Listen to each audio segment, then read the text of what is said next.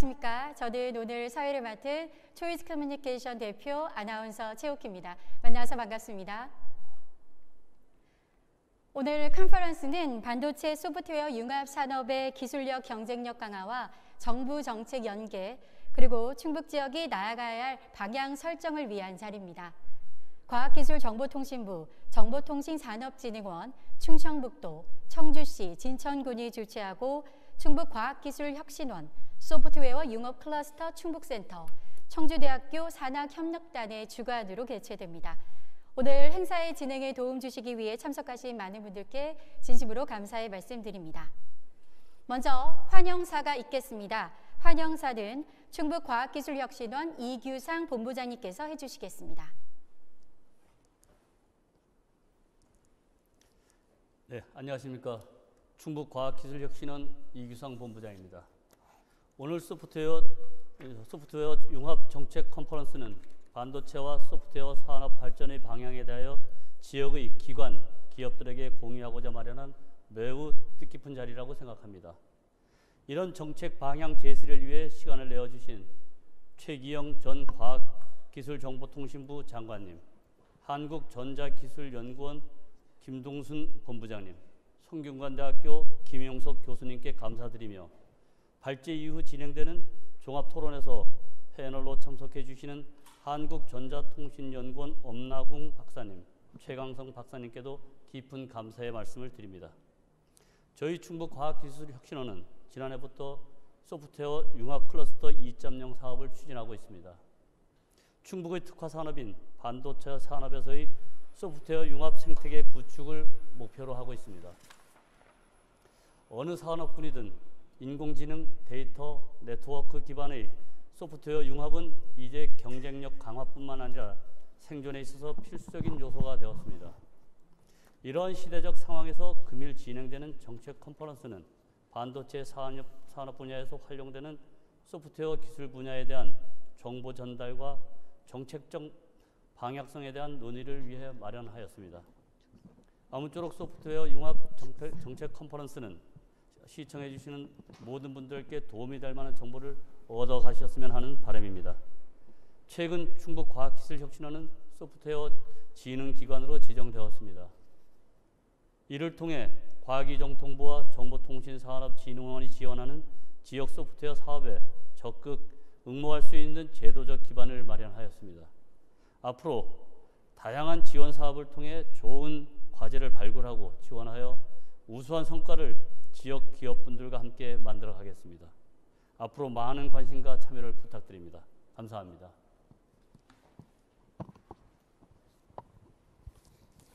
네, 충북과학기술혁신원 이규상 본부장님의 환영사였습니다. 이어서 세 분의 발제가 있겠습니다. 먼저 김동순 한국전자기술연구원 반도체 디스플레이 연구본부 본부장님께서 인공지능 반도체와 소프트웨어 융합을 주제로 발제를 해주시겠습니다. 빠지면 되지.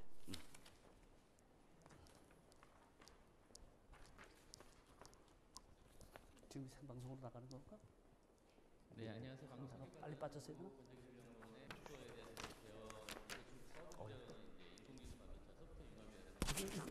이거 필요할까? 다음 페이지 보시면요. 일단은 간단하게 이제 시스템 반도체라는 게 이제 4차 산업혁명과 인공지능으로 넘어가면서 얼마나 소프트웨어의 역할이 더 중요한지에 관해서 설명을 좀 드리고요. 그리고 뭐 질의응답 부분에서는 간단한 정책 제안을 이제 코멘트로 발표를 마무리하도록 하겠습니다. 다음 페이지에 이제 첫 번째 섹션인 첫 챕터인 시스템 반도체는 4차 산업혁명과 인공지능이라는 제목 주제로 설명을 드리도록 하겠습니다. 네, 다음 페이지에 이제 처음 인공지능과 소프트웨어 융합에 관한 내용을 말씀드리도록 하겠습니다. 일단 이 자료는 삼성전자 또 NH 투자증권 리포트에 일부 이제 발췌한 건데요. 실제 과거에는 이제 모든 기능을 하나의 뭐 반도체 내지는 하나의 어떤 시스템에 이제 직접화하는 쪽으로 기술이 이제 어떻게 보면 이제 인터그레이션 중심으로 진행했다 그러면 이제 이러한 어떤 컨버전스에서 현재는 이제 다이버전스로 일단 전체적인 시스템의 방향이 변화하고 있습니다. 그래서 이게 이제 2017년 이후 이렇게 테크 방향이 이제 컨버전스에서 다이버전스로 확대되고 있고요. 이러한 기조는 이제 2021년부터 이제 되고 있는 이제 메타버스나 나는 뭐 사실 백그라운드나 인공지능이나 이런 것들이 이제 크게 활성화되면서 이런 다이버전스에 대한 어떤 그 기술적인 테크 변화가 심화되고 있습니다. 그래서 뭐 스마트폰 대수는 이제 제한적으로 증가하고 성능 확대가 이제 상당히 많이 되고 있으나 현재 이제 폼팩터 중심으로 약간 변환기를 이제 맞고 있고요.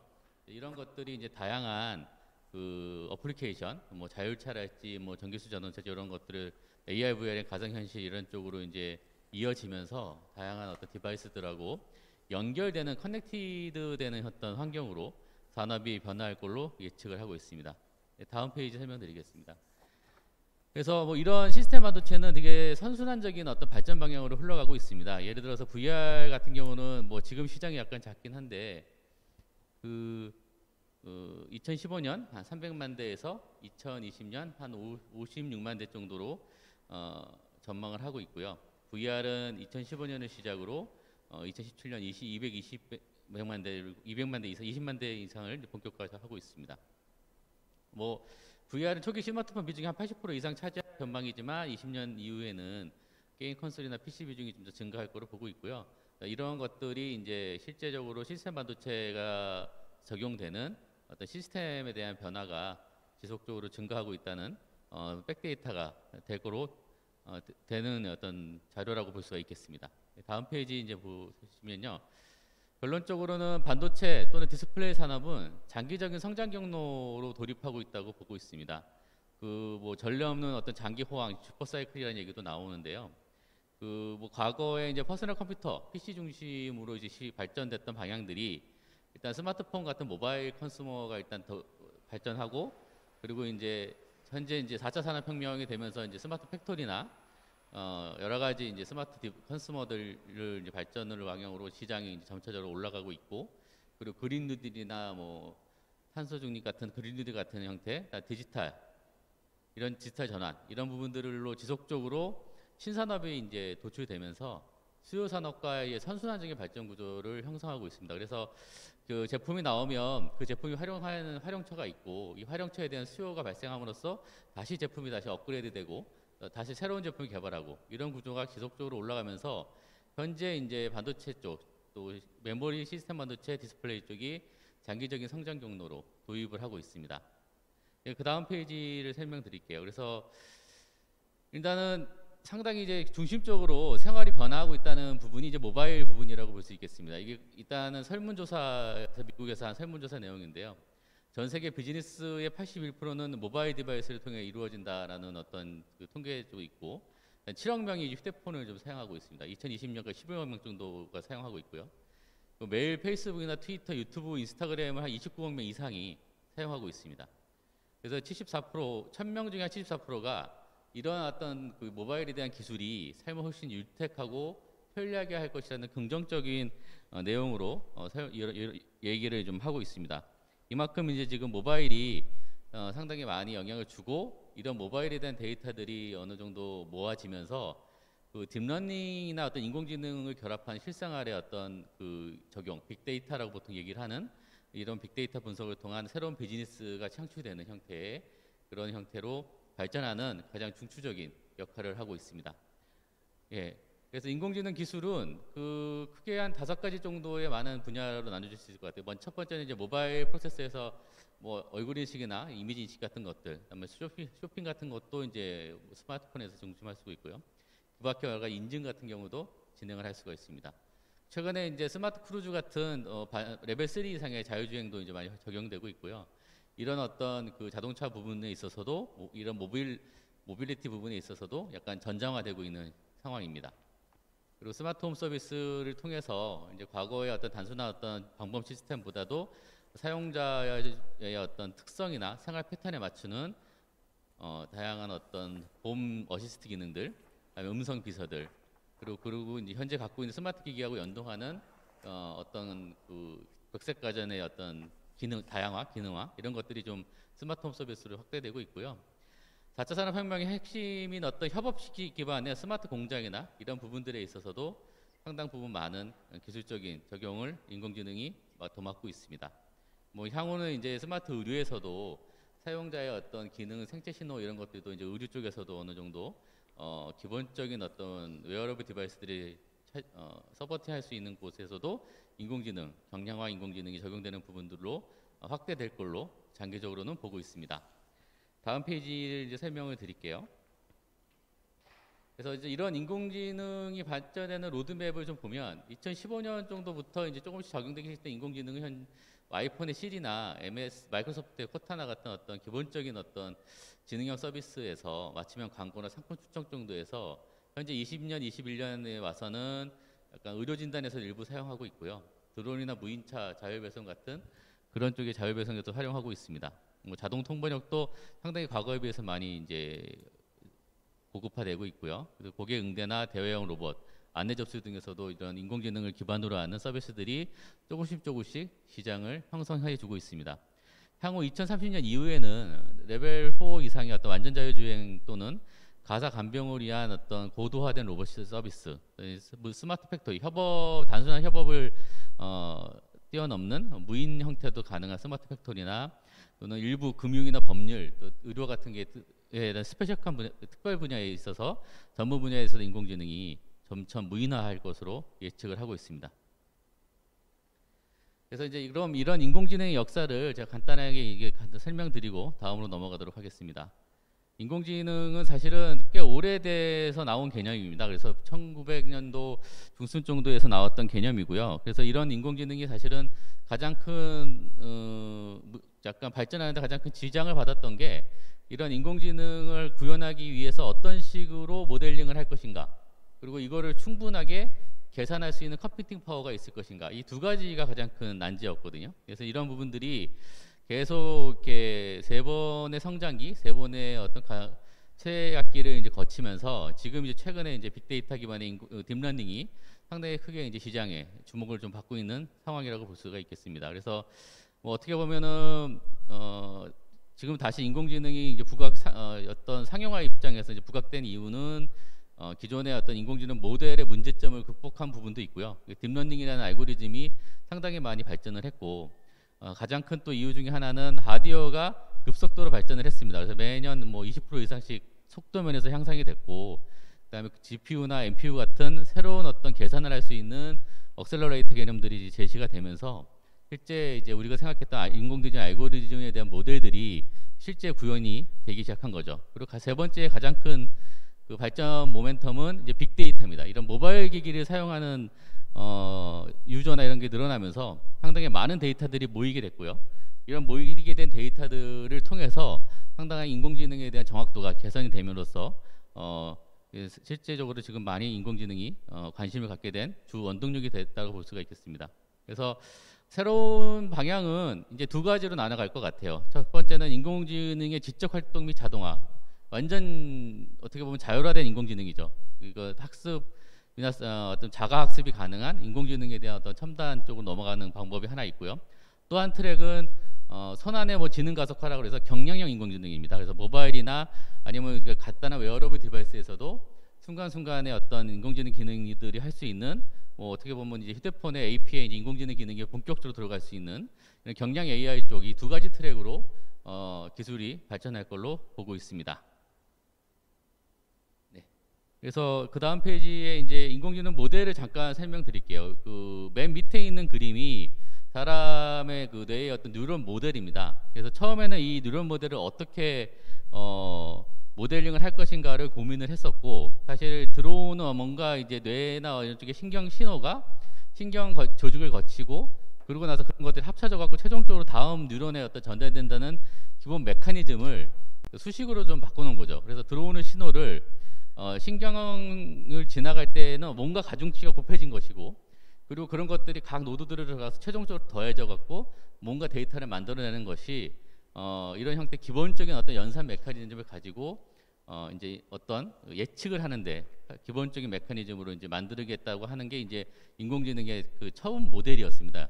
다음 페이지에 이제 설명을 하면 이제 이런 것들을 기반으로 이제 다양한 시행착오 끝에 이제 딥러닝 알고리즘까지 발달한 건데요. 저 맨 처음에 이제 그 존 맥카시라는 어떤 학자가 1950년도에 이런 개념을 이제 발표한 걸 시작으로 이런 개념으로 처음 만든 게 단층 신경망이라는 이론이었습니다. 그래서 이 단층 신경망을 가지고 다양하게 일단 케이스로 이제 활용을 하면서 문제점이나 이런 거 보완하면서 어떻게 보면 이제 순환 구조, 그리고 이제 뭐 다층 구조, 뭐 이런 식으로 쭉 이제 발전을 했습니다. 그래서 그러다가 69년도에 약간의 논리적인 엑소와 같이 두 값이 또 1일 때나 0일 때 1이 되는 약간의 논리적으로 이제 모순되는 부분들에 있어서 이렇게 학습에 대한 문제점들이 좀 발생을 하기 시작했고요.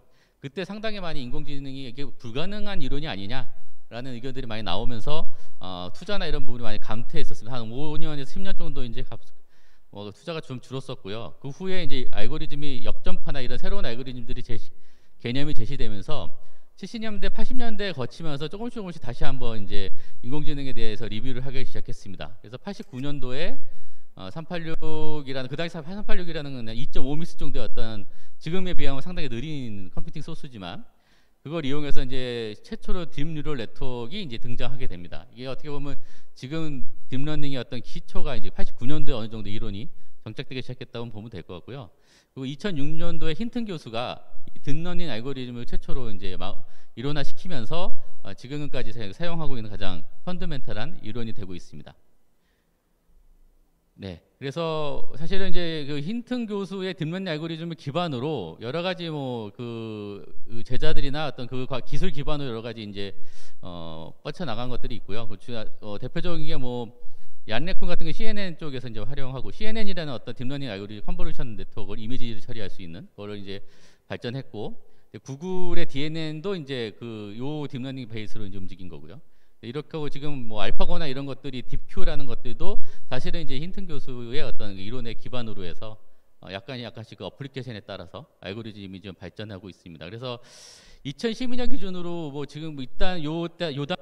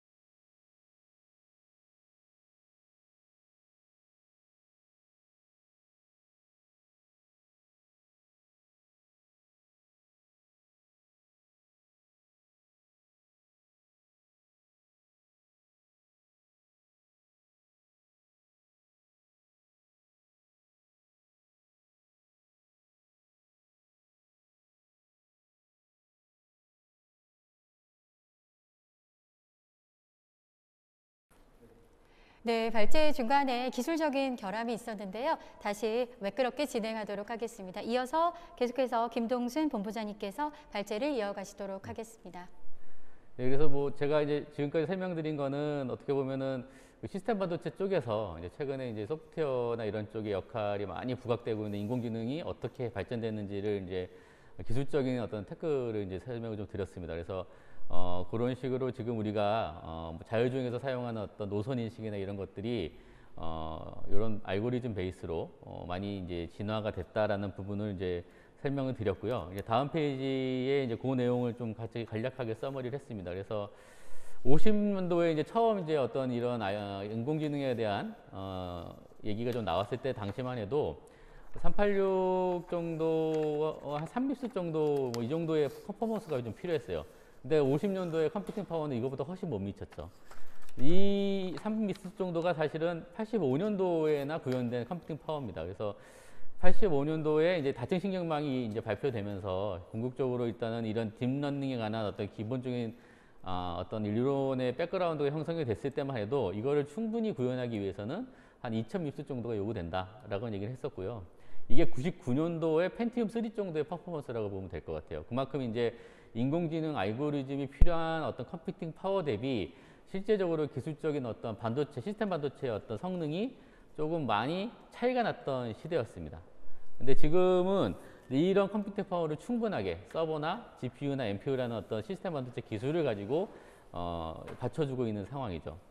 하지만 아직도 상당히 많은 컴퓨팅 파워를 효율적으로 만드는 부분들에 있어서는 앞으로 이제 해결해야 되는 난제로 좀 보고 있습니다. 그래서 간단한 우리 모바일 환경에서 간단한 피드포드의 신경망 99년도 정도의 알고리즘을 이제 하려고 그러면 약 3000 밉스 정도가 필요해요. 그러면 이제 지금 라즈베리 파이라는 기본적인 어떤 모바일 어떤 플랫폼을 보면 그게 한 6400 밉스 정도거든요.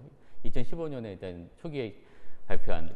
그래서 이제 그런 어떤 모바일에서의 어떤 경량 인공지능 부분에 있어서는 아직도 좀 가야 될 길이 좀 많이 있고 다양한 이노베이션이 좀 필요한 상황이라고 볼 수가 있겠습니다. 그래서 수학적 이론을 검증할 수 있는 개인 컴퓨팅 파워가 한 2000년대 중반, 2000년대 후반 정도 되어서는 가능할 거로 예측을 하고 있고요. 뭐 참고로 이제 지금 현재 승률 70% 정도의 알파고 자원 같은 경우는 CPU가 한 1200개 정도, GPU가 176개 정도를 사용했습니다. 뭐 연산 속도만 해도 실제 GPU의 어떤 연산 속도 플로팅 포인트라는 어떤 부동소수점짜리 연산 숫자만 해도 1000테라플롭스가 넘어가요. 그만큼 이제 많은 연산을 필요로 하는 컴퓨팅 시스템입니다. 네, 다음 페이지에서 그래서 이제 그 인공지능이 이제 이런 부분들에 대한 어떤 컴퓨팅 파워가 서버나 이런 쪽에도 실행되면서 이제 실행 가능한 액셔너블한 인텔리전스를 통해서 새로운 산업 시대를 이제 예고하고 있고요. 이런 부분에 있어서 이런 소프트웨어와 시스템 반도체 융합이 상당히 중요한 시기를 맞고 있습니다. 그래서 기존 인공지능 모델 극복하고 하드웨어 발전하고 이제 클라우드나 빅데이터를 기반으로 해서 그러니까 PT에서 설명한 자료지만 이제 앞으로 나아가야 될 이노베이션 방향은 이제 이런 어떤 그 인공지능 알고리즘을 좀 더 고속화 서버 시스템에서 할 수 있는 어떤 직접 할때 자동화 부분들에 대한 알고리즘에 대한 개선이 있을 거고, 그다음에 모바일 환경에서도 충분한 지능 실현이 가능한 컴퓨팅 파워에 대한 부분들, 소프트웨어 부분들이 필요할 걸로 방향성이 좀 잡아가고 있습니다. 다음 페이지 이제 설명드릴게요. 그래서 이제 뭐 이런 것들을 개선하기 위해서 지금 얘기되고 있는 것들이 이제 내부 방향 컴퓨팅이라는 기술들도 많이 얘기가 될 거예요. 그래서 일단 기존의 뉴런이 뭐 계산 곱셈이나 덧셈 기반이었다면 단순하게 인간의 어떤 신경망에서 정기적 신호에 대한 어떤 난리지 기념으로만 어떤 인공지능을 구현하는 거에 대한 어떤 연구들이 좀 이어지고 있고요. 이게 대표적인 게 이제 신경망, 네모 방향 컴퓨팅 기술이라고 볼 수가 있겠습니다. 그래서 2000년도부터 이런 뉴로모픽에 관한 얘기들이 좀 많이 좀 얘기고 있고요. 미국에서는 다파를 통해서 산업에 이제 적용하는 연구를 페이즈 1, 2를 거쳐서 진행을 하고 있습니다. 그래서 이제 신디바이스가 가속화되고 있다라는 거고요. 그래서 이 컴퓨팅 성능의 가속화와 이제 한계를 좀 뛰어넘기 위해서 일단 근미래의 모바일 또는 IoT 디바이스에서도 어떤 그 AI 기능이 좀 더 고도화시킬 수 있는 형태로 기술이 발전할 걸로 예측을 하고 있습니다. 네. 그래서 다음 페이지에는 지금 현재 그런 NPU 관련된 내용을 살짝 정리를 했어요. 그래서 사실은 딥러닝은 거의 이제 상용화 단계 기술이라고 좀 볼 수가 있고요. 이거를 응용 분야에 따라서 이제 얼마나 최적화하고 알고리즘을 보완하는 쪽으로 갈 것이냐가 되고 있고, 이제 미국이나 이런 쪽을 보면 IBM이나 이제 퀄컴 같은 경우에 이런 뉴로모픽에 대한 기술이 그 다음 페이지 기술로 좀 조금씩 연구가 되고 있고 시제품들이 조금씩 나오고 있는 상황이라고 볼 수가 있겠습니다. 예, 다음 페이지 설명드릴게요. 그래서 이게 이제 어떻게 보면 결론 페이지라고 볼 수가 있어요. 과거의 컴퓨팅은요, 데이터를 주면은 어떤 프로그램, 소프트웨어에 의해서 이제 계산하는 결과만을 단순하게 보여주는 거였으면, 딥러닝은 이제 데이터하고 그거에 대한 어떤 그 결과를 이제 종합적으로 분석을 해서 어떤 상황에 대한 다음 결과물의 예측치를 뽑아내는 게 이제 딥러닝이라고 볼 수가 있겠어요. 하지만 이제 앞으로의 인공지능은 이런 어떤 계산 기반이 아니라 일단 난리지를 직접적으로 이제 인간처럼 직관적으로 이제 난리지를 피처링할 수 있는 시스템으로 바뀌는 형태, 과학적인 발전 형태로 이렇게 나갈 것으로 예측을 하고 있습니다. 예, 다음 페이지 이제 그래서 이제 딥러닝과 융합 서비스는 사실 뭐 자동차나 IoT 스마트 디바이스, 금융증권, 군사, 스마트 팩토리나 건설이나 다양하게 좀 사용할 수가 있고 세 개 축이 있다고 보시면 될 것 같아요. 그래서 시스템 반도체에 대한 어떤 하드웨어 기술과 인베디드 소프트웨어에 관한 소프트웨어 플랫폼 기술, 그리고 이제 그 인공지능이라는 기능을 받쳐주기 위한 딥러닝 AI 알고리즘, 요게가 세 개가 한 축이라고 볼 수가 있고요. 향후는 이런 것들이 이제 잘 아우러질 수 있는 형태로 발전할 거로 보고 있습니다. 다음 페이지에서 그래서 이제 딥러닝 발전은 계층이나 뭐 학습 알고리즘이나 다양한 알고리즘이 결합을 해서 기술 향상이 될 거로 예측을 좀 하고 있고요. 그래서 일단 이런 기반으로 해서 다양한 하드웨어의 어떤 기술의 발전을 좀 할 것으로 예측을 좀 하고 있습니다. 예, 다음 페이지로 하면서 제가 마무리를 좀 할게요. 그래서 일단은 설명드린 바와 같이 시스템 반도체는 이런 어떤 뭐 뉴럴을 모델링하는 어떤 딥러닝즘을 연산하거나 아니면 또 향후에는 뉴로모픽 같은 기술로 어떤 기본적으로 연산하는 메커니즘을 제공을 하는 것이고, 그리고 그거를 궁극적으로 어떻게 활용하는지에 대해서는 이제 인베디드 소프트웨어, 그리고 인베디드 소프트웨어는 이런 어떤 특정한 AI 알고리즘을 이제 기반으로 하고 설계가 되겠죠. 그래서 향후 이제 이런 중요한 부분, 소프트웨어를 단순하게 코딩하는 시대에서 이제는 시스템 반도체에 대한 기본적인 어떤 하드웨어 지식을 기반으로 최적화된 어떤 시스템 소프트웨어를 설계하고 개발할 수 있는 엔지니어에 대한 인력 양성이나 이런 부분들에 조금 더 이제 우리가 관심을 가져야 되지 않을까라고 이제 간단한 제언을 하고 발표를 마치도록 하겠습니다. 김동순 한국전자기술연구원 반도체 디스플레이 연구본부 김동순 본부장님께서 발제를 진행해 주셨습니다. 이어서 최기영 전 과학기술정보통신부 장관님께서 인공지능과 반도체와 소프트웨어를 주제로 발제를 해 주시도록 하겠습니다. 예, 소개받은 최기영입니다. 반갑습니다. 오늘 여기서 이렇게 발표할 수 있게 초청해 주신 청주대 김희석 교수님께 감사드리고요. 오늘 저는 인공지능과 반도체와 소프트웨어라는 제목으로 정부 정책과 저의 생각을 말씀드리도록 하겠습니다. 다음이요. 인공지능은 이미 우리 일상에서 많이 접하고 있습니다. 우리가 알게 모르게 우리 일상생활에 깊이 스며들고 있는 것이죠. 여러분들 스마트폰 다 갖고 계실 것 같은데요. 스마트폰이나 인공지능 스피커 같은 것들이 이미 인공지능 비서 역할을 어느 정도는 하고 있다고 생각이 됩니다. 뭐 CCTV도 여러분들 얼굴을 인식하고 체온까지 재주고 있죠. 그리고 포털 검색이라든가 동영상 검색 이런 것도 다 인공지능이 활용되고 있습니다. 자율주행을 생각하면 지금 레벨 2에서 레벨 3, 레벨 4를 거쳐서 완전 자율주행으로 발전하고 있죠. 여러분들 업무 회의하는 것도 이제 메타버스에서 가상 공간을 활용해서 업무 회의도 진행을 할 수가 있습니다.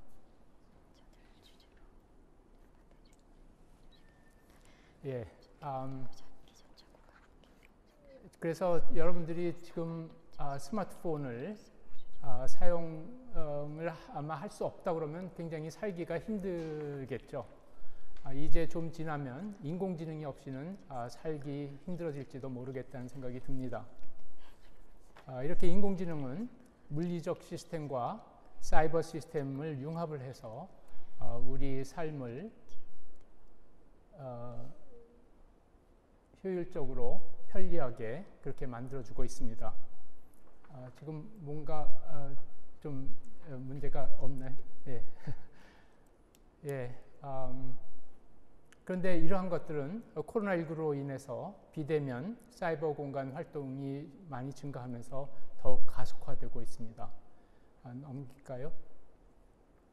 그러면 어떻게 인공지능 시장이 발전해 나가는지를 전망을 한번 보도록 하겠습니다. 여기 왼쪽 아래 그래프를 보면 세계 인공지능 시장 전망이 앞으로 기하급수적으로 빠르게 증가할 것이라고 전망이 되고 있습니다.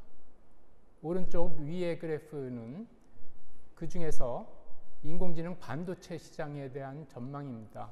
마찬가지로 굉장히 빠르게 증가한 것을 알 수가 있습니다. 그 오른쪽 아래 그래프를 보면 그 인공지능 반도체 시장 중 시스템 반도체 시장 중 인공지능 반도체의 비중입니다. 그래서 지금은 한 10% 정도 되죠.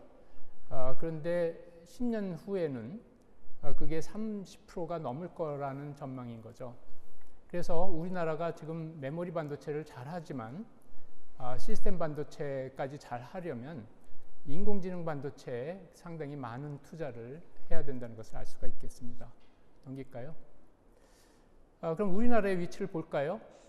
지금 옥스퍼드 인사이트의 2020년 정부 AI 준비 지수를 보면 우리나라가 7위로 되어 있습니다. 소프트웨어 정책연구소에서 발표한 2020년 국가 인공지능 연구 지수를 보면 14위로 조금 떨어지는 거죠. 톨터스 미디어 영국에 있는 기관인데요.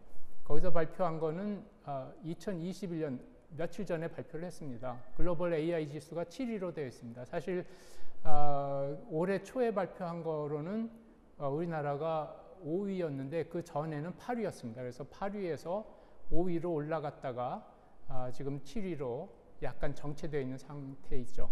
그 표를 가지고 왔습니다. 그래서 보면 1위 미국에 이어서 2위가 중국이고 영국, 캐나다, 그 다음이 우리 대한민국이었는데 이스라엘과 싱가포르이 좀 치고 올라오면서 거기서 순위가 좀 왔다 갔다 하고 있습니다. 우리나라가 7위인데 그 내용을 좀 보면 우리나라가 뭐 5위냐 7위냐 뭐 이런 것이 중요한 것은 아니고 각 분야별로 이걸 분석을 해서 어떤 분야에 우리가 문제가 있는지 그래서 그 분야를 보완하는 그런 면에서는 의미가 상당히 있다고 보여집니다. 그래서 보면 인프라나 그 다음에 개발 그리고 정부 전략은 다 상당히 잘하고 있습니다. 우리나라가. 그런데 좀 뒤처지는 걸 보면 인재 부분이 좀 처지고 운영 환경, 연구, 사업화가 좀 처지고 있죠. 거기에 그 운영 환경 부분을 보면 이건 이제 기업 운영 환경이 되겠습니다. 32위로 돼 있어서 그것이 좀 가장 나쁜 편인데 그거는 주로 기업 규제에 관련된 것입니다. 그래서 기업이 그 활동을 하는데 규제가 좀 많이 있어서 예를 들면 빅데이터를 활용한다든가 인공지능 시스템을 개발한다든가 그런데 좀 어려움이 있을 수 있다는 거죠. 그런데 이거는 조금 쉽지는 않은 게 그런 규제를 막 풀면 부작용도 심해집니다. 그래서 부작용을 완화하기 위한 그런 제도, 장치를 만들면서 나가야 되는 것이기 때문에 다소 어려움은 있습니다만 그래도 정부가 그 문제를 해결하기 위해서 인공지능 법제도 정비 그 로드맵을 지금 마련을 해서 추진을 하고 있습니다. 또 데이터 기본법도 제정이 되어서 아마 앞으로는 많이 좋아질 거라고 생각합니다. 인재 부분과 연구 부분을 보면 사실 둘은 굉장히 밀접한 관련이 있습니다.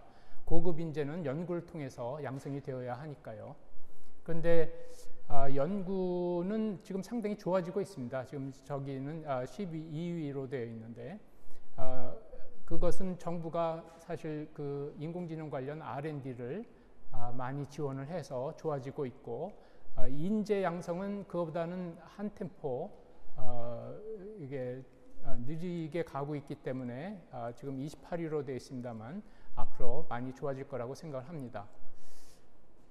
다른 나머지 분야가 이제 사업화인데 사업화 분야는 벤처 기업에 대한 투자가 큰 비중을 차지하고 있습니다. 우리나라가 지금 벤처 기업이 좀 더 활성화되어야 한다는 것이고 정부가 펀드를 조성하면서 그 마중물 역할을 하고 있어서 앞으로는 민간 투자가 많이 활성화될 것으로 기대하고 있습니다. 이러한 국가별 차이는 앞으로 점점 더 커질 수도 있다고 생각을 합니다. 왜 그러냐면 그 환경을 잘 갖추고 있는 나라에는 인재나 여러 가지 투자가 몰려서 그 환경이 더 좋아질 것이라고 지금 생각을 하고 있습니다. 그래서 속도전이라고 생각합니다. 문제가 되기 전에 우리나라가 빨리 많은 투자를 해서 같이 이런 다른 나라들과 어깨를 같이 해 나가는 것이 중요할 거라고 생각합니다. 넘길까요? 그래서 정부는 인공지능 국가 전략을 세웠습니다. 2019년 10월에 인공지능 기본 구상에 이어서 12월에 국가 전략을 발표를 했습니다.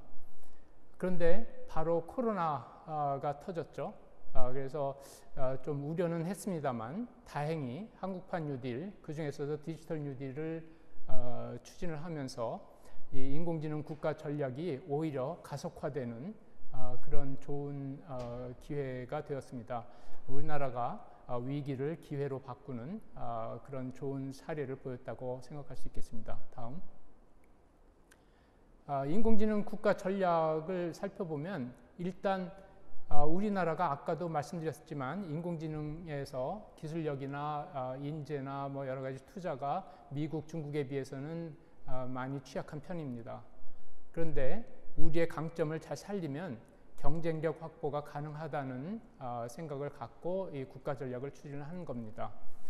어떤 강점이 있는지를 살펴보면 우리나라가 그 청년층의 고등교육 이수율이 OECD에서 1위입니다. 그리고 메모리 반도체 시장 점유율도 1위고 또 스마트폰 보급률은 마찬가지 세계 1위입니다. 즉 우리나라가 우수한 인적 자원이 있고 제조업 경쟁력도 상당히 우수하고 또 최고 수준의 정보통신 인프라도 갖추고 있습니다. 또 스마트폰 보급률이 높다는 것은 국민의 그 높은 기술 수용성이 있다는 것이죠. 또 무엇보다도 우리나라가 IMF와 같은 국가적 위기를 극복한 경험이 있습니다. 그래서 하면 된다는 국민적 자신감이 있는 것도 큰 강점 중에 하나입니다. 여기에서 좀 특별히 강조하고 싶은 것은 메모리 반도체 부분입니다. 왜냐하면 인공지능에서 메모리가 굉장히 중요하기 때문입니다. 그래서 그건 뒤에서 또 말씀드리겠습니다. 예, 넘어갈까요?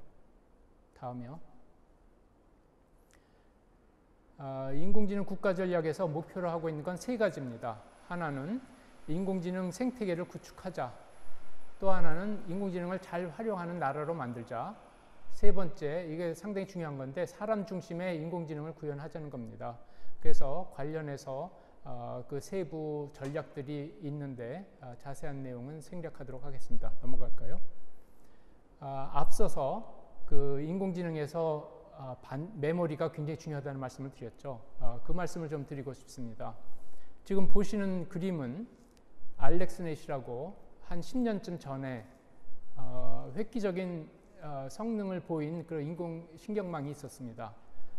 이것이 그 이미지넷 챌린지라는 그 대회에서 그 이미지 영상 인식을 하는 것으로서는 상당히 획기적인 성능 향상을 보인 것인데 이걸로 해서 우리나라 세계적으로 인공지능이 굉장히 급하게 발전을 했습니다. 이 인공신경망은 그 전의 신경망에 비하면 상당히 커서 그 안에 파라미터 개수를 보면은 약 5천만 개 정도가 됩니다. 그래서 그 파라미터는 학습한 결과를 갖고 있는 건데 그 파라미터를 메모리에 저장하면서 그것을 다시 읽어서 추론을 하게 되는데 그 메모리 5천만 개라는 메모리를 액세스를 해야 되는 거죠. 그래서 그것이 상당히 부담이 됐었습니다. 그런데 다음 최근에 핫하게 언급이 되고 있는 게 이제 GPT-3라는 그런 인공신경망 모델이죠. 그 파라미터 개수는 1750억 개의 파라미터를 갖고 있습니다. 그러니까 훨씬 더 커졌습니다. 다시 얘기하면 메모리 액세스를 훨씬 더 많이 해야 되는 거죠. 근데 사람 두뇌는 어떨까요? 그 파라미터 하나가 그냥 간단하게 모델링을 하면 시냅스를 모델링 한다고 볼 수 있는데 시냅스의 개수를 보면 사람 두뇌는 10에서 10의 14승 또는 15승 정도가 됩니다. 그러면 다시 GPT-3가 갖고 있는 파라미터 개수의 수천 배가 됩니다. 그런데 사실 인간 두뇌는 그렇게 간단하지 않아서 그거를 제대로 정교하게 모델링 한다면 아마 그보다도 훨씬 더 많은 메모리를 필요로 할 것이라는 생각이 듭니다. 다시 얘기하면 우수한 인공지능을 구현을 하려면 저전력으로 빠른 대용량 메모리 접근이 필요하게 됩니다. 근데 기존의 폰노에만 구조는 대개 메모리와 CPU가 따로 떨어져 있습니다. 그러니까 메모리에 있는 데이터를 읽어와서 프로세싱을 하고 다시 메모리에 쓰는 이런 구조로서는 그 메모리와 CPU 사이가 바틀렉이 돼서 도저히 그 많은 파라미터를 다룰 수가 없다는 거죠. 근데 사람 두뇌는 어떤가요? 사람 두뇌는 학습을 하면 그것을 그냥 두뇌 속에 저장을 하지 따로 메모리가 있지 않습니다. 그런 식으로 인공지능도 새로운 패러다임의 개선이 필요합니다.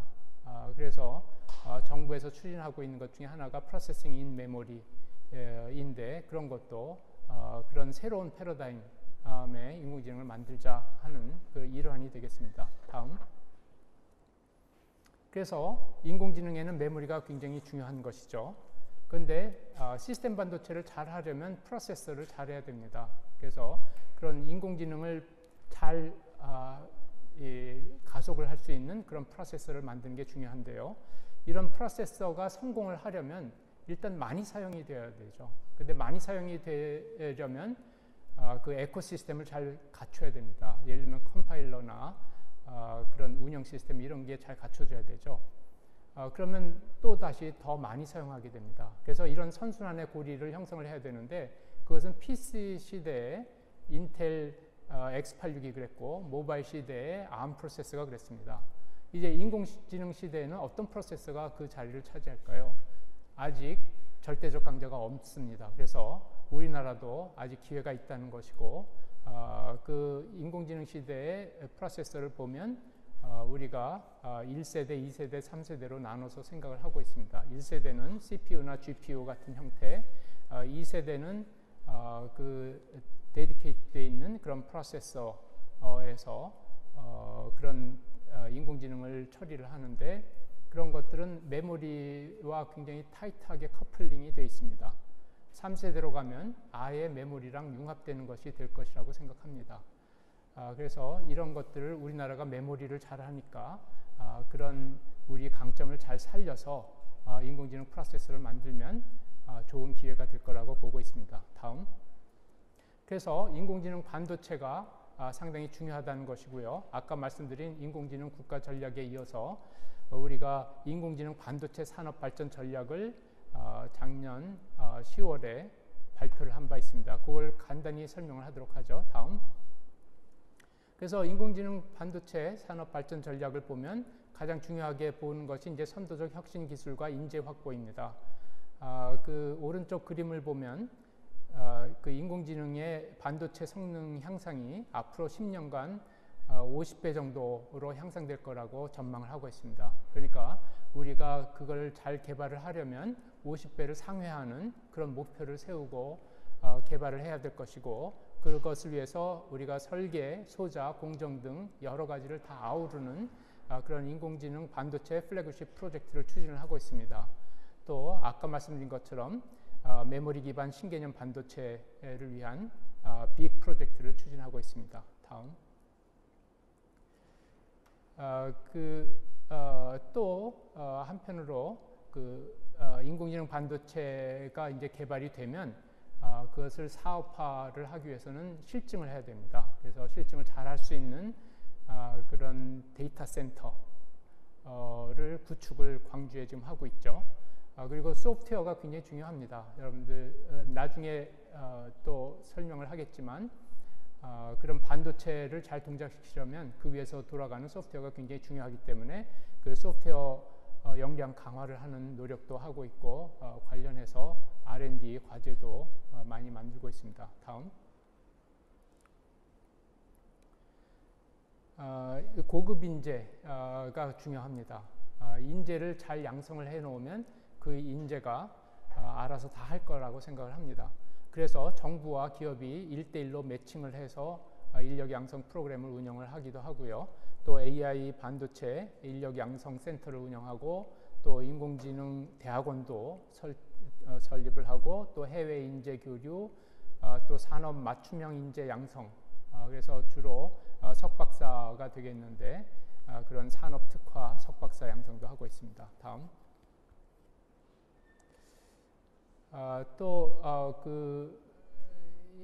이 산업 생태계 활성화도 중요하죠. 그러려면 수요와 공급이 잘 연계가 돼야 됩니다. 그래서 6개 분야의 융합 얼라이언스를 만들어서 수요 발굴을 하고 또 수요 기업과 패밀리스를 잘 협력할 수 있도록 그런 프로그램도 만들고 있고, 또 AI 플러스 X라고 해서 일단 공공 서비스를 만들어서 그런 수요를 창출하는 것이 좋은 마중물 역할을 할 것이라고 생각합니다. 다음. 패밀리스가 중요한데, 패밀리스의 설계 역량 강화를 위해서 IP과 패밀리스의 공동 R&D를 추진을 하고, 또 패밀리스와 디자인 하우스의 협력, 또 패밀리스와 파운드리의 협력도 지원을 하고 있습니다. 파운드리와 소부장 클러스터 조성도 또 그 일환이라고 볼 수 있겠습니다. 다음. 또 그런 패밀리스 혁신 기업의 스케일업이 중요하겠죠.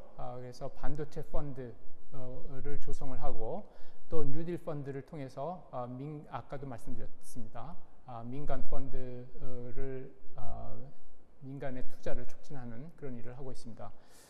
또 그런 인공지능 반도체 패밀리스를 집중 육성하기 위해서 시스템 반도체 설계 지원 센터의 기능도 강화하고, 인공지능 반도체 혁신 설계 센터도 신설을 하게 됩니다. 다음.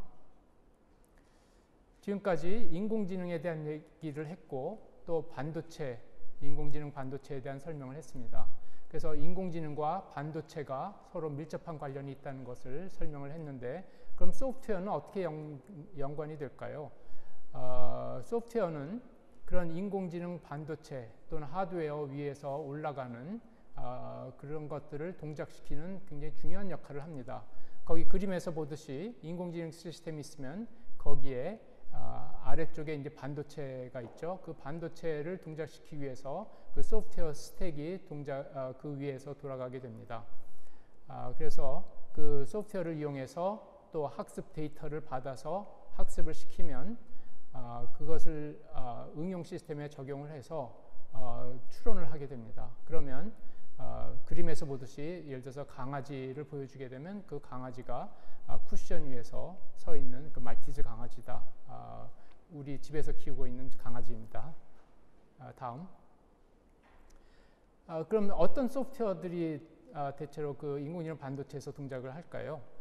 그 뉴럴 네트워크 모델이나 알고리즘을 개발을 하고, 또 그것을 구현을 하기 위해서 딥러닝 프레임워크를 사용하게 됩니다. 그거는 이제 파이토치나 카페, 텐서플로우 같은 것이 되겠죠.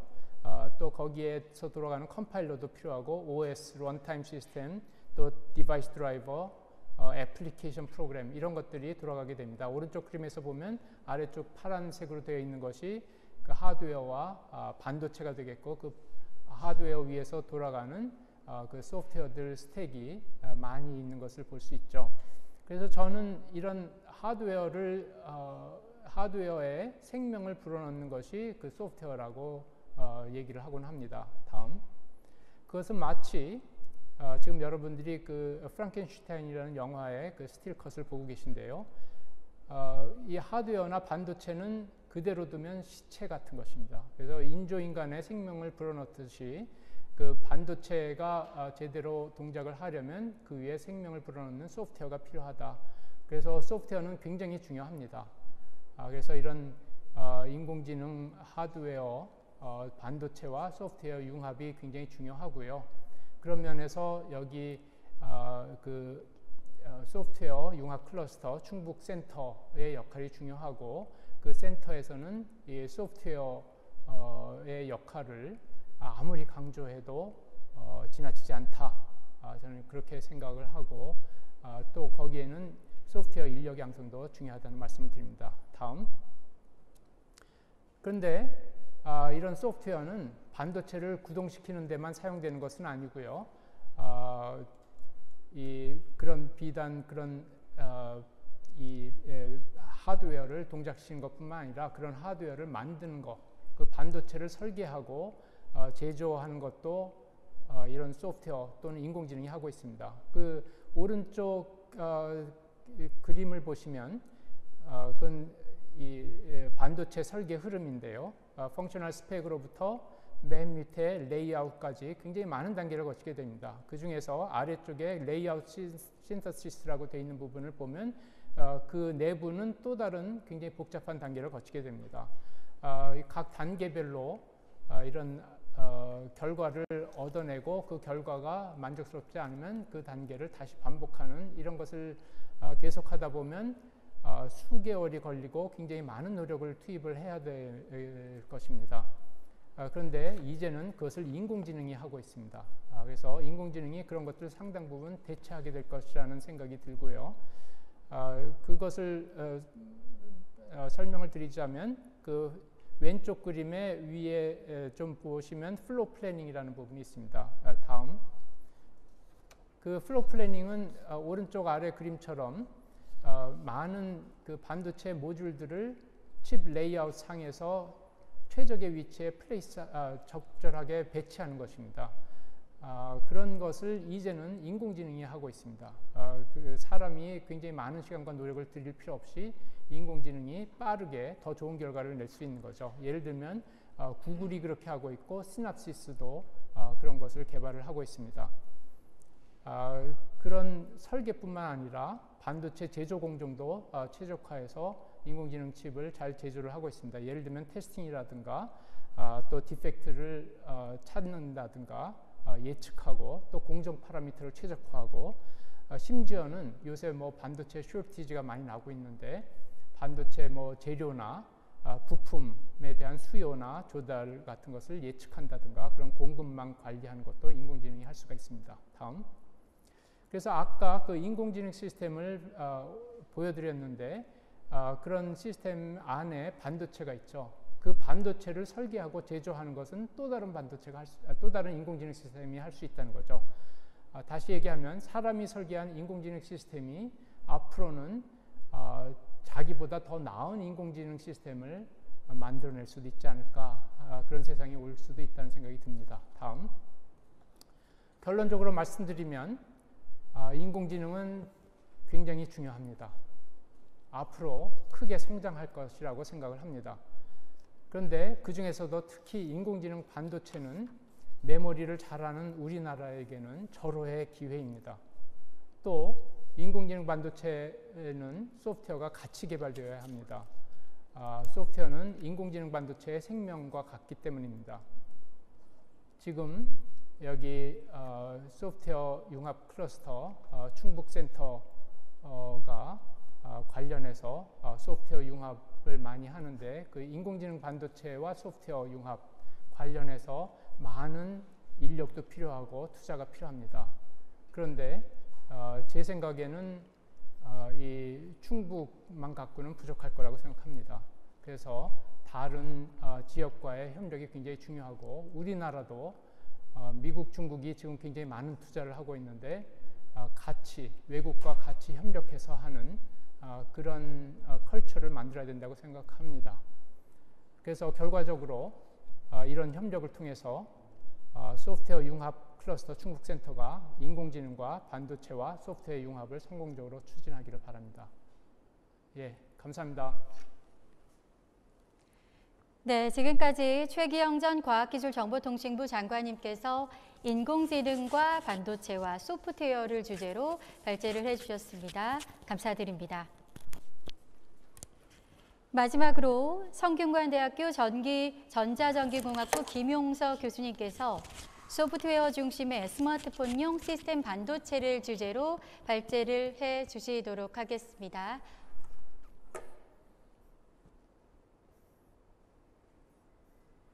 예, 안녕하세요. 저는 성균관대학교 전자전기공학부의 김용석 교수입니다.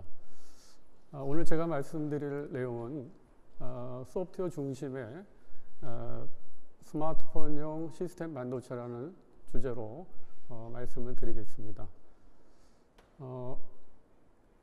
우리가 이제 현재 사용하고 있는 스마트폰의 경우에는 많은 그 시스템 반도체들이 들어가 있는데요.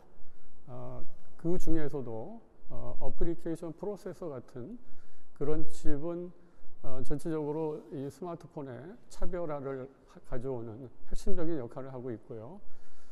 그 중에서도 특히 소프트웨어는 굉장히 중요한 역할을 하고 있습니다. 그래서 오늘 제가 스마트폰에 들어가는 핵심 칩들을 쭉 설명을 드리고, 그 중에서 특히 소프트웨어가 얼마나 중요한지에 대한 말씀을 드리도록 하겠습니다.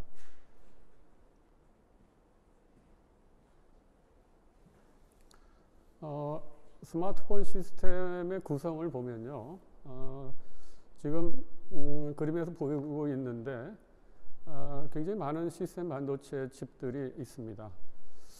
그 중에서도 이제 여기 좀 나타나 있지는 않은데 중앙에 있는 거가 이제 핵심이라고 하는 어플리케이션 프로세서, 그러니까 스마트폰에서는 가장 중요한 이제 칩이 되겠고요. 그 다음에 이제 과거 그 피처폰 시대에 중요한 칩이었었던 CP, 커뮤니케이션 프로세서라고 부르기도 하고요. 또는 모뎀이라고 하기도 합니다. 그게 이제 굉장히 중요한 것들이 되겠고요. 그 다음에 이제 그 주변에 많은 칩들이 있는데 그 중에서도 이제 이미지 센서하고 결합을 해서 처리해주는 ISP까지 포함할 수 있겠고요. 그 다음에 또 터치 칩이 있을 수 있고요. 그 다음에 이제 또 이 메모리 중에서도 이 플래시 메모리, 또 플래시 메모리에 또 들어가는 FTL이라고 하는 이제 소프트웨어, 이런 것들이 굉장히 중요한 그런 소프트웨어라고 말씀드릴 수 있습니다. 다음, 이 스마트폰 이 소프트웨어 관점에서만 놓고 보면요, 이렇게 이제 레이어로 우리가 이제 나누어 볼 수가 있는데요. 우선 이제 맨 밑에 칩이 있습니다. 이거 우리가 하드웨어라고 이렇게 얘기할 수 있고요. 그 다음에 이제 그 AP 안에 이제 CPU가 있는데 그 CPU에 이제 OS가 올라가게 되겠죠. 그래서 이제 운영 체제라고 하는 OS가 올라가고, 그거를 베이스로 해서 기반으로 해서 이제 이 하드웨어를 제어해주는 이 시스템 소프트웨어, 우리가 이제 흔히 인베디드 소프트웨어라고 이제 부릅니다. 시스템 소프트웨어가 있고, 그 다음에 이제 위에 레이어가 이제 어플리케이션 소프트웨어, 그래서 우리가 응용 소프트웨어라고 이제 부르고 있는데요. 그래서 이렇게 이제 구분이 되고 있고, 스마트폰에서는 이런 그 소프트웨어의 비중이 굉장히 크고요, 굉장히 중요한 역할을 합니다. 특히 이제 이 시스템 소프트웨어 같은 경우는 OS 운영체제를 기반으로 해서 하드웨어를 제어하는데, 그때에 이제 어플리케이션 프로세서의 오더를 받아서 이제 움직이게 되는 거죠. 그러니까 예를 들면 우리가 사진을 한 장을 찍었다고 한다면 그 사진에서 캡처된 거가 결국은 이제 어플리케이션 프로세서를 통해서 결국 시스템 소프트웨어로 전달이 되고, 그 다음에 하드웨어에 전달이 되는 이제 그런 구조로 이야기를 할 수가 있습니다. 그래서 제가 이제 앞에도 잠깐 말씀드리긴 했지만, 이 시스템 반도체에서도 특히 이 소프트웨어 비중이 굉장히 크다, 소프트웨어 역할이 굉장히 크다라는 말씀을 좀 강조해서 말씀드리고 싶고요. 조금 이렇게 비교해서 말씀드린다면, 우리가 뭐 찐빵이라고 본다면 찐빵에서 앙꼬 같은 역할을 한다, 이렇게 말씀드릴 수 있습니다. 그래서 저는 이제 이 시스템 반도체는 우리가 소위 말하는 SOC라고 이렇게 부르고 있는데요. 그래서 이제 시스템 오너칩이라고 이렇게 얘기를 하는데, 사실은 그 시스템이 결국은 소프트웨어라고 생각이 들어요. 그래서 이제는 소프트웨어 오너칩이라고 불러야 되지 않나라는 생각을 하고 있습니다. 다음. 그래서 이제 하나하나씩 좀 설명을 드리려고 하는데요. 우선 이제 어플리케이션 프로세서, 요거는 이제 스마트폰에서 가장 핵심 중에 핵심, 가장 중요한 칩이라고 말씀드렸는데, 이 칩에는 요 안에 지금 제가 이제 슬라이드에서 보여드리고 있지만 CPU 코어 또는 GPU 코어, 그 다음에 그걸 베이스로 해서 여러 가지 뭐 커뮤니케이션을 하기 위한 것들, 그 다음에 오디오 비디오 프로세싱 하기 위한 것들, 또는 뭐 메모리를 제어하기 위한 이런 서브 시스템 등 해서 가장 그 중요한 그런 블록들이 있고요. 특히 이제 CPU의 경우에는 지금 이제 멀티코어를 쓰고 있습니다. 그래서 지금 이제 8개 코어를 쓰는 경우가 이제 일반적이라고 볼 수가 있겠고요. 그리고 거기에 이제 결국 OS라고 하는 것이 올라가고 그것에 의해서 이제 제어를 하는 거죠. 하드웨어들요. 근데 이제 조금 좀 구분해서 봐야 될 거는 이 칩셋 메이커, 그러니까 반도체 칩을 만드는 데서 소위 말해서 만들어주는 시스템 소프트웨어라고 하는 거는 우리가 이제 BSP라고 불러요. 그래서 보드 소프트 패키지라고 하는데 그거의 역할은 뭐냐면 이 안에 있는 블락들입니다. CPU, 뭐 지금 GPU라든가 기존의 뭐 이런 그 메모리 서브 시스템 이런 것들을 제어해주는 그런 그 소프트웨어를 이제 만들고요. 그거를 가져다가 세트 메이커에 전달이 되면 세트 메이커에서는 그 AP가 이제 중심이 돼서 다른 나머지 칩들을 제어해주는 이제 그런 역할이 결국 이제 시스템 소프트웨어다 이렇게 볼 수가 있어요. 그래서 약간 시스템 메이커하고 또 이 세트를 만드는 것하고 약간의 그런 차이가 있다 이렇게 말씀드릴 수 있습니다. 다음.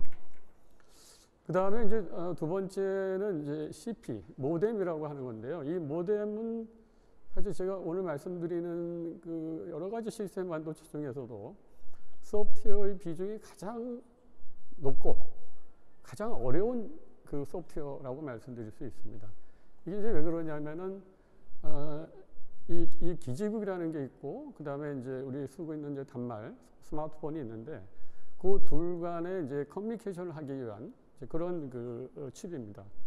그러다 보니까 이게 이동통신 환경에서 예를 들어 멀티패스라든가 또는 뭐 그러니까 우리가 이제 멀티패스 페이딩이라고 그러죠. 멀티패스 또는 또 이동에 따른 도플러 이런 것들에 대한 거를 결국은 해결해야 되기 때문에 그런 거 해결하기 위해서 특히 이 소프트웨어 역할이 굉장히 중요합니다.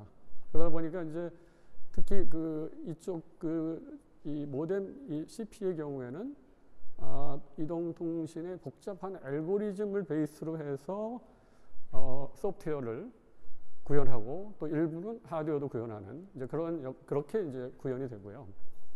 이 레이어가 이제 3개의 레이어로 구성이 되어 있습니다. 근데 그 레이어 중에서도 레이어 1이라고 하는 이 피지컬 레이어가 가장 중요합니다. 그래서 이제 특히 이 이동 중에서 여러 가지의 그 파라미터들을 이제 만들어서 그거 갖고 적용해 봐야 되기 때문에 특히 이제 레이어 1 소프트웨어를 안정화시키는 데는 굉장히 시간도 오래 걸리고 어려운 이제 그런 부분이라고 말씀드릴 수 있습니다. 다음. 그 다음에 이제 그 이미지 센서, 이게 카메라 쪽 관련된 건데요.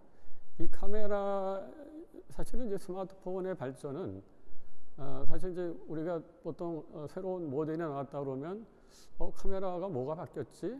카메라가 뭐가 좋아졌지? 이렇게 이제 많은 분들이 이제 기대를 하고 있는데 그 중에서도 이제 가장 기본적인 게 이제 결국 CMOS 이미지 센서입니다.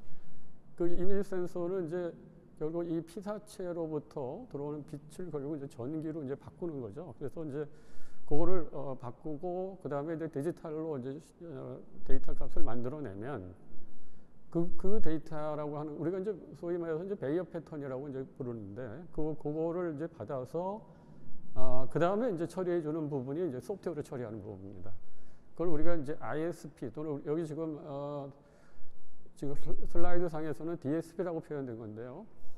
그 베이어 패턴에는 굉장히 그 노이즈가 많이 섞여 있고 또 거기에는 굉장히 그 좀 굴곡된 그런 이미지들이 있습니다. 그래서 그거를 결국은 개선을 해주고 이제 결국 커렉션을 해줘야 되는데 그러다 보니까 이미지 신호 처리해주는 이제 그런 그 부분이 중요합니다. 그래서 사실은 요 이미지 센서 뒷단에 있는 그 소프트웨어, 그러니까 이미지 신호를 처리해주는 소프트웨어 역할이 굉장히 중요합니다.